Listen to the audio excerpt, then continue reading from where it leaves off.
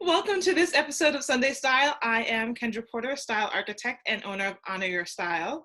Today I'm honored to have with me stylist Morgan Wider of Morgan Wider Style. Hi, There. How are you? I'm great. How are you? I'm good. I'm good. How are you holding up with everything? There's a blessing in everything, and there's been some really good that's come out of this, and some quiet time I think will do us all good. Good. All right. All right. Well, so Morgan is a stylist like myself, and she had actually been reaching out, and we were talking, and she'd reached out with an email, really talking about her new book, which is why I wanted to bring her on. A lot of what we do as stylists just speaks to what our clients are going through, and I think she's got some really key nuggets and some golden nuggets there to share with everyone. So just a little bit about Morgan. She is a wardrobe stylist and a speaker. Morgan advises executives and college students on how to build wardrobes that convey confidence and competence. She has worked with companies to highlight how an improved image increases performance. Morgan spent 10 years working in corporate for The Gap, Old Navy, Banana Republic, and Carter's. By sharing her knowledge about the retail industry and her passion for fashion, Morgan helps clients feel more powerful in all areas of their lives. And her new book, The Worthy Wardrobe, First Access Community. Yes, thank you, Kendra. Thanks for having me. No, absolutely. So let's get down to it, right? Let's talk about the book. What made you decide to put pen to paper? The book has been in my mind since I started styling with one of my first clients who told me why she called me. And she told me that she had called me because she had realized that she was wearing all black to work every day because she was the only black female at work. And she was trying to blend into the conference room chairs. Right. And it was a big aha for her of like, I need to stand out. And so my work has always been about learning about women and learning our stories, and all of our stories are different but also the same. And so this book was literally like my love letter to every woman who's let me in her closet, a love letter to myself to help me heal some of my own trauma and issues that I've had with loving myself and loving my body. And that's how it all came together, was understanding how style intersects with soul, and the two are so intrinsically linked to me. Got you. So there are so many different nuggets, right, that resonated with me and aligned with, I think, what I believe and how I work. On my website, at the end of the section on the about section, it says Honor You was birthed out of a passion for women to know they are valued and know that they are worthy to be honored, right? Amen. Yep. It is one of those things where I believe in, Psalms 139:14, where it says that we are fearfully and wonderfully made, right? Because I felt like women should really embrace who they are. When I got into Yeah. the business, I got into it specifically because I wanted to help plus size women and have them feel that they should look great no matter what size they are, no matter what shape they are. And then it grew out of that, where clients were, who weren't plus size, who said, hey, could you help me? But I think you talk about we are divine beings and we are inherently worthy because we were created by God. How did you come to your beliefs and incorporate that into your work? I came to this belief. It's been a journey. I didn't always feel this way, like I'm sure you probably didn't. And they often say that every stylist and every type of coach is first their own client, and they have to have their own journey. Right. And I had to go through my dark nights of the soul, not liking myself, not liking my body, not wanting to draw attention to myself. And it was finally through meditation and finding a church and stepping out of what I thought people wanted me to do or the expectations of others that I could launch this business and do this work. It's a lot of faith, and it is entrepreneurship is a faith walk, as I'm sure as you know. But the evolution of who I am led me to being a stylist and led me to doing this work on a level like you do, where it's not just about putting celebrities in fashion gowns and or getting the hottest trends. There's a deeper element of confidence and worthiness there. And yeah, it wasn't until I could establish my own divinity and stand tall in that I could then help other women. No, that's beautiful. It really is. It's the joy of what I get out of like doing my business, right? Like when you see people stand taller and all of that, and the impact that you can make in someone's life in an immediate hour or two. Right. But that really does make a difference.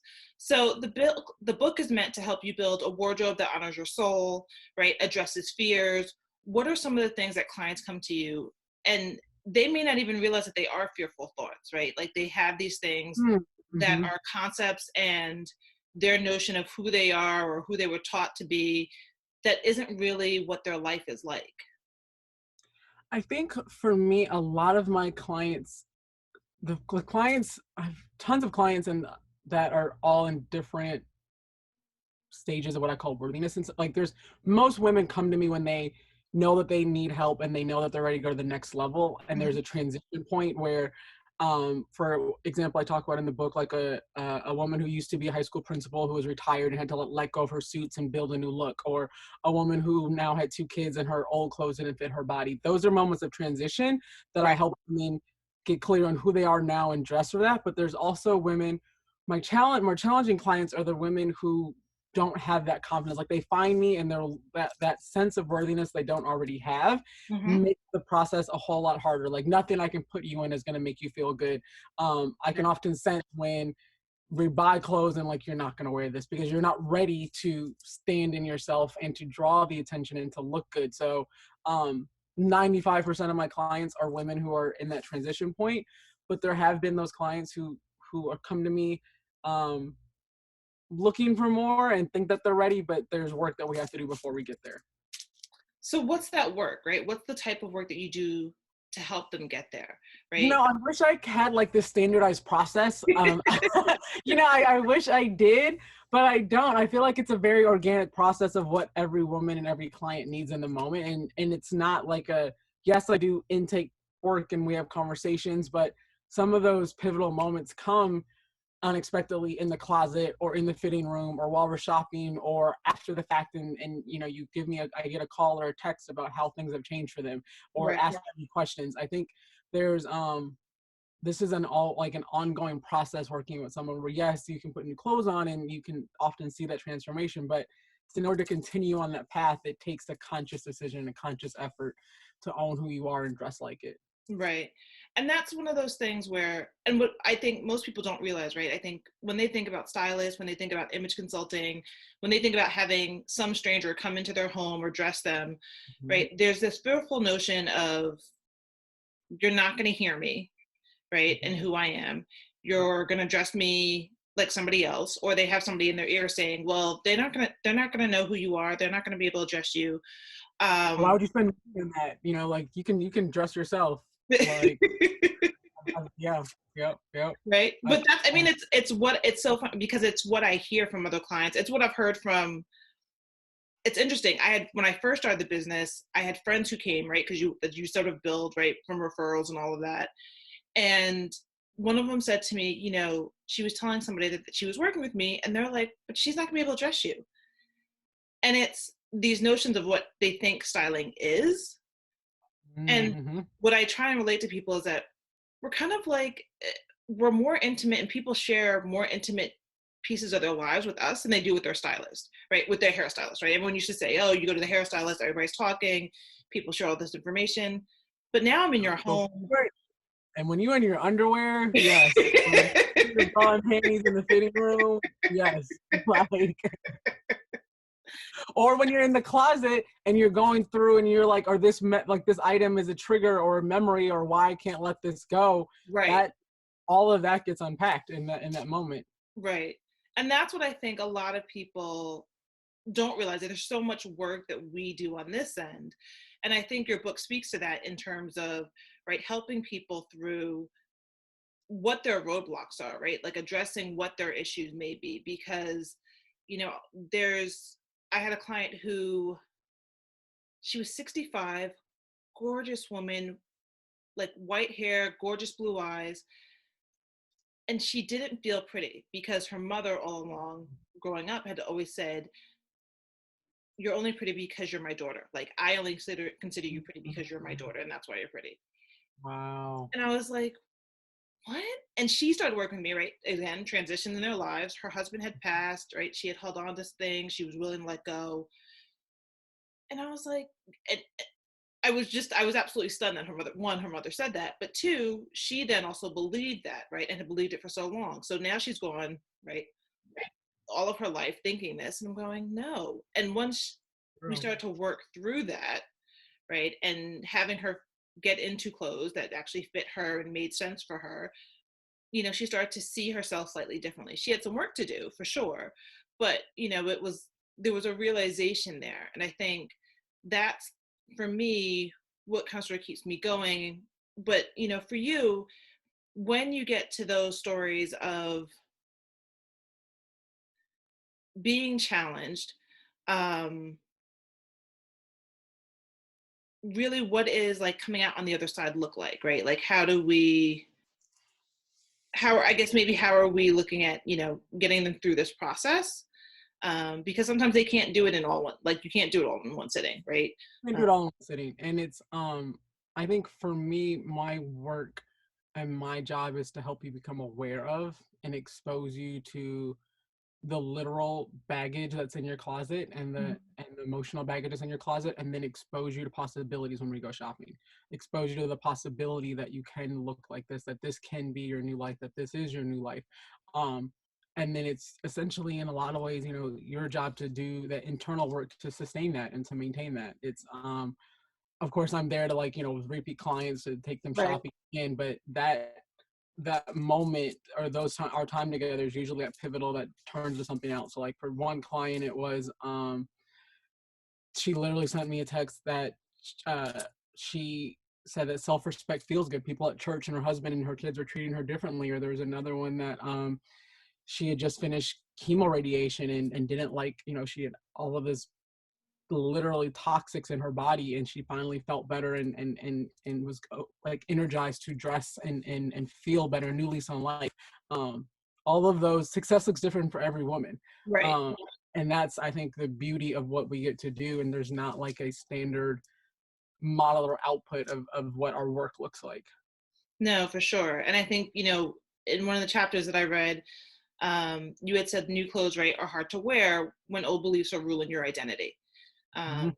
and that's so true. And I see it time and time again, especially with people who are in physical transition. So whether they were moms, stay-at-home moms, Absolutely. trying to get back out into the workforce, or they're just trying to get out of Lululemon pants, or whether they, are in a transition with um, like weight loss is huge, right? And Mhm. then I also feel like everybody feels like they have a goal, right? So if it's weight loss, it's when I get to this number, when I get to this size, and Excuse.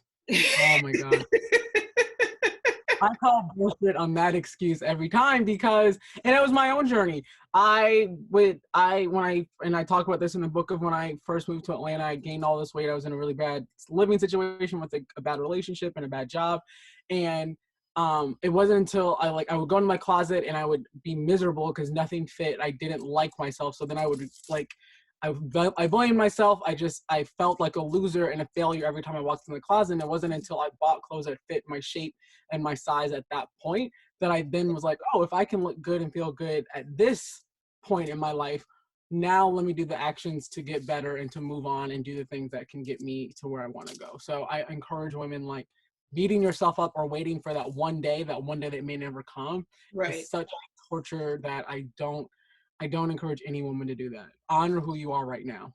right. But I also believe, right, you have to live in the now, right? Like Absolutely. you can have those goals and you can work towards those goals. Nobody's discounting that, but it is also, you should appreciate where you are now, right? And also enjoy your body now, because if you don't enjoy your body now, it doesn't mean you lose the weight, gain the weight. Who says you'll enjoy it then, right? Because that's Right. not really You're not treating your body well. Yeah. Like the negative self-talk, once you enjoy your body, you make different decisions. right. You make different decisions. So that brings us actually to, which I love, the title of chapter 3, right? So there's nothing wrong with your body. It's the clothes that are the problem, right? It is Yeah. the thing that I say to my clients all the time. I'm like, not the clothes. I'm like, it's not your body that doesn't fit the clothes. The clothes don't fit the body. So Exactly. let's talk about that, right? Because I think that's that has multiple layers, right? Because there's a fashion perspective in terms of what fit is, in terms of what size is, in terms of what people or your culture says, you should be, in terms of how, Absolutely. we're commercialized in terms of marketing. Um, what are your thoughts on that? There's so much to it, like you said. And just like you said, it's my job in that fitting room to reassure someone that there's nothing wrong. Like God made you perfect as you are. Hmm. Um, Point blank period. You have these hips for a reason. You have your shoulders, or like, yes, there's things that we may not love about ourselves, but nobody is perfect. And this figment of like chasing this image of perfection is neurotic, and it will literally drive you. So it's, for me, it is, yes, there are some bodies that are quote unquote easier to dress in some ways because the retail industry caters to some body shapes and sizes on a more mainstream basis. Yes, but that's not an excuse to opt out. No one sees you and says, oh, it really must be hard finding clothes in your size or to fit those hips. No, they just see you and say that you look a mess. Like, there's like, what do you want your narrative to be about yourself? And are you willing to do the work to get there? And I think my niche and who I like to work with are those professional women who I challenge them, like, you've put so much work into your career or into your family, your professional success, but you've let this very important part of your image, you have to give that same effort and that same commitment to showing up as your best self every day. And that takes sometimes work to find the right items, to get them tailored, to Right. find, to get your new bras every year. Like, all of those things are things that are just, it's part of the cost of showing up. Now, what do you feel like are the stories, or do you see similar stories? Let me ask it that way, with some of your women who are at executive levels or who are at higher levels in their career and in their stage in life, and they're still not dressing accordingly. Like they're still finding it difficult. Like, do you see a Yeah, thread amongst your clients? I do, and I think the biggest thread that I see with that executive level, is that for most of them, they had played it safe for so long, and by playing it safe, they were trying to blend in as women of color. They were trying to be approachable or soft, or some women who were in masculine industry, male dominant industries, they were trying to look masculine and play to the kind of the good old boy suiting Hmm. culture. And so once they reach that certain level, that executive level, is kind of when they feel like they can breathe and like show themselves, and that's when they are finally giving themselves permission to have fun with their wardrobe. Right. And that's, I talk about this in the book, of a lot of them, once they do start wearing the more dramatic pieces, the confidence pieces, the attention getting pieces, so like, gosh, like, I wish I had done this earlier. Like, this makes me feel better, and this, I feel like I'm ready to take on more because I look more like my authentic self than when I was trying to play small Right. at the start of my career. And I absolutely talk about that, of, for so many of us, we think that we have to blend in and assimilate to get up the tracks. But if you find your way to be your best self and be authentic to whatever that looks like for you, that's way more of a success helper than a hindrance. No, for sure. So you brought up a point, and I wanna go back to that, right? So there is that piece of being authentic to you and all of those things.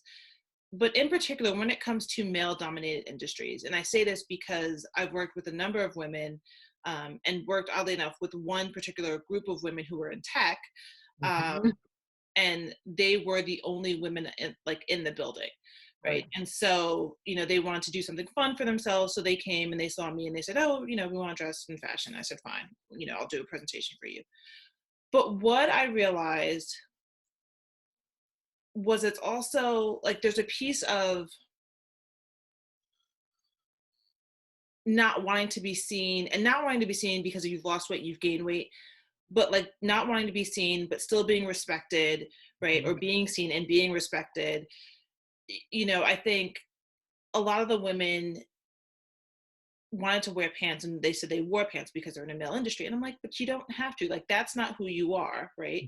You can Exactly. wear a dress and you can wear a skirt, right? Nothing's revealing, and none of the women were, over the top or any of that. I said, but they're like, well, when I walk in and people see me and I'm in a dress, like she's like, we have glass windows for conference rooms. She's like, people turn and look. I'm like, yes, because you're not wearing a dress every day. Like, they're like, The wow. more, the more, because the more it becomes your norm, the less of a big deal it becomes. I go through that the exact same thing all the time. Yes, absolutely.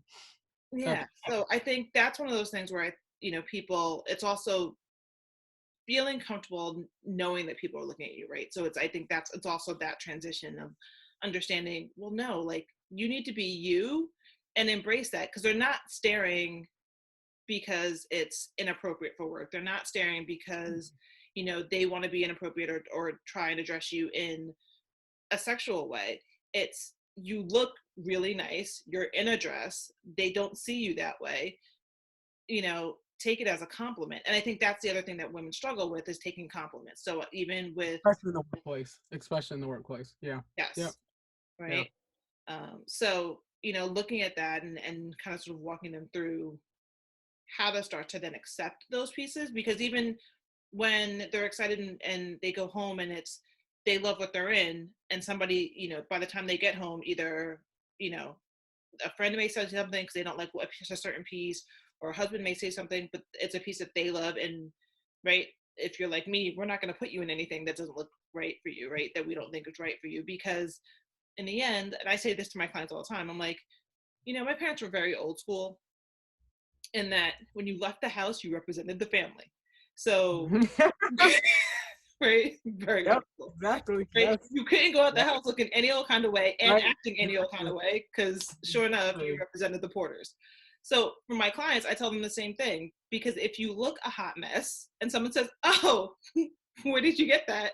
I don't want you to say, "Kendra dressed me," because that's not what I do. Right. Exactly. Right. So it's about also trying to have people kind of start to learn that process and go through that process as well. Um, as we talk about kind of sort of sizing and fits and all of those things, um, and I would assume it's the same for you. Is that right? Clients, no matter what size you are, everyone has their thing. So, Totally. Totally. right, Totally. like I had a client who was a size 4. She was funny. She's a size 4, was like, "But I have a belly." And I'm looking at her going, "I'm sorry." And she's had 4 kids, granted, but you're in a pair of leggings. So if you're uncomfortable with your belly, I don't think you'd be wearing a pair of leggings. Right. And then it's at the same time, I also had somebody who's a size 6, and she's like, "My calves are huge," because she's a runner. And I get it. But I'm like, it Right. doesn't make a difference if you're a size 4, if you're a size 14, if you're a size 24. Like, That's everybody not has their her. thing. And Right. everybody's like, "No, but I want this and I want that." And it's right, you always want what you can't have. Right. And I think you had a conversation in the book about one of your clients talking about, oh, or was it a friend of yours, your college friend in the book? And, you know, and she didn't have a body, and, you know, she kind of sort of grew into her body as she got older, and was like, "Oh wait, no, I don't know if I want this now." Yeah. We're so hard on ourselves. And it goes back to appreciating where you are now, Right. and honoring who you are right now. Yeah. Exactly. So we talked about your body and looking at kind of sort of some of the subconscious things that we go through. Um, but let's really talk about what you do as a stylist, right? When you're working with your clients, some of those key takeaways, right? And things that you help, and right. So for instance, the misconception of size. I think with size, women are so stuck on what they used to be or what they think they are, and it's my job to introduce them to other possibilities. So there's clients, if you're in that 14, 16, sometimes 18 purgatory, where mainstream sizes don't quite fit, but then plus size sizes are too big. Right. Those in Figuring out between. what, yeah, those in betweens, like figuring out what maybe, like maybe it's plus on the bottom and mainstream on the top. Like, and I don't want to use the word mainstream, but normal kind of standard Mrs. sizing. Can you? Mrs. And I don't even like Mrs. because then it alludes that like if you're plus, you're not a Mrs. either. Like there needs to be, and I don't even like plus. Like there's such a horrible term connotations for this, but larger sizes and larger fit on one part of your body, or if you're maybe like some clients. I have a broad shouldered client who wears regular sizes on top, but then she's 5'2", so we get petite pants. So playing around with that and then introducing them to a tailor, again, with that idea that clothes are supposed to fit your body. Your body's not made to fit the clothes. So like getting a tailor to do the things that you need to do of hemming a blouse so that it doesn't hit you at the wrong point, or taking a dress in on the sides, like all of those things are so important that a lot of women just didn't consider, or again aren't willing to make the investment in. And that to me is just a non-negotiable. Of you, this is the cost of entry of showing up as your best self, is getting clothes that fit, and also I talk a lot and give a lot of permission for color. I'm shocked by Mhm. so many women who regulate themselves to the land of black or brown, and or like only black shoes or only nude shoes, Right. and giving people permission to have fun with color and print and stand out in ways that they hadn't stood out before. So, right, you come from the retail side of, or the corporate Mhm. retail side of fashion, right?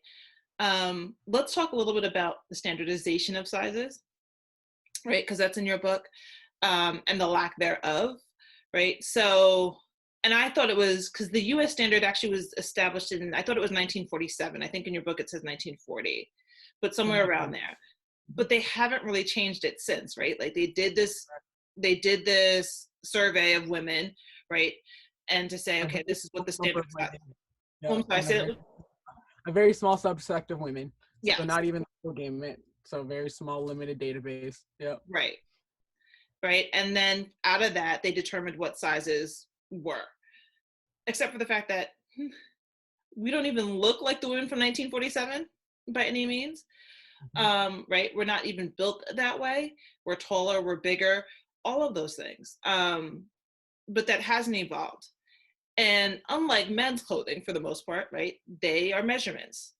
Yep. And so, why do you think that is? Why do you think that men get measurements, right? They get their shirt size, they get their neck size, their waist, their length of the arms, and women do not.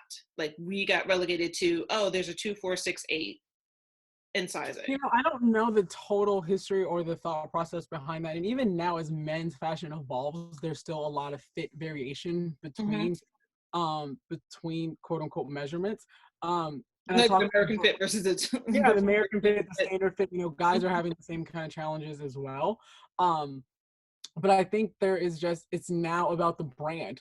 It's literally about a proprietary right for the brand to have their size specs work for who their target customer is. And I talk about this in the book of sizing is a competitive advantage because it talks you're using your size scales to speak to who your ideal customer is, to make him or her feel comfortable and confident that they can rely on your brand to fit their needs. So if your target customer shops at your competitors, competitors, you're going to look at those brands and what their size scaling is to maybe even, if sometimes usually stay in line with that so the customer feels familiar with you. Or Mhm. you may want to be totally different to establish yourself that, we are, like Joe's Jeans, for example, made a huge revolution in the jean market years ago when they um, branded themselves as the curvy cut for Right, women premium denim versus the other denim brand. So it's literally the fit of something is all based on the brand, not necessarily, it's not at all based on your body. right, right. And so to that point, right, and as a takeaway for anybody who's watching, fit is not about the number, it is about the actual cut, right? It is Yep. about how things fit your body. And so one of the things that I know, right, because I've worked and we've worked both, right, with so many different brands, we generally know what brands have allowances, right? What brands have give and take in their sizing, all of those things. And so, it's really important to know that like just because something doesn't fit doesn't mean it's because of the size, it's the way that it's cut. um Exactly. and so always be willing to try the next size up. I'm like, you can if you remember, do you remember when Seinfeld, there was this episode in Seinfeld, wow, I'm dating myself now. I'm not a Seinfeld big expert, so I probably haven't seen it. Okay, but there's an episode in Seinfeld and he literally, as a man, right, and they all get on him for the vanity of it, he takes the sizes out because he doesn't want anybody to know what size he wears in his jeans. And it becomes this running joke. But the truth is, nobody cares what size you're in, right? Like nobody No, needs to know what size you're in. You need you things know that it fit doesn't your body. fit. Yep, Yeah, exactly. and that's it. Um, so, all right, so that's good. So we talked about fit. Here's the other thing that I see with women a lot, and you talk about this as well as, the godmother in your book, which is having a seamstress, having a tailor on hand. Um, Share more about like your thoughts on that. I mean, I have my own, but well, here's my question for you. What do you think is, the difference between men and women? And men have been, right, they've been educated and taught, right? You get a suit, you get it Black measured, suit, you get your tailor. jeans, you get them measured, you get them tailored. Not a problem. Women, let's call the tailor. No, no, no, no, no. It should fit. No. We're talking about mass market. We're talking about building clothes and making clothes for women who of different sizes, ranges, ages, body shapes. No, it's not gonna. No. Exactly. So what's the question? So the question is, why do you think that is? Why do you think that men and women have that difference? Like, what? Why do I women think say it's no? some of that, like the ego thing of we're being trained to conditionalize to think that there's something wrong with this. If women in general knew how powerful we were and how perfect we were, the world would be different. And I think, and men, they see nothing wrong with needing to go to, it's like you said, it's part of the process. We have been somehow thought that demanding that something fits us perfectly makes us difficult, or it's an extra step, or that we're not worthy of that. And that's not true. And it's literally, it's an extra step it's an extra effort. And granted, most women own more clothes per se than men do, so yes, that can be annoying, but that's again, it's the cost of entry. It's the cost of showing up as your best self. Right. No, for sure. Well, so I wanted to just kind of sort of wrap up on this. I think, you know, some people ask me why was I bringing out a stylist to have an interview with another stylist, right? We talk, and I was like, well, here's a couple of things. All stylists do not work the same. Everybody has a different perspective, right? And for me, it's all about supporting local businesses, entrepreneurs, right? Other stylists, because what I can say is that there's always something to learn from somebody else, right? Everybody has their own way of doing things. And while a lot of what you said resonates with me, I'm like, the clients that you work with and how you work with them and where you're located is all very different, right? I'm here in New York. So all of that's different. And so it's really about being able to spread the love so that, right, people can find you, know where you're located.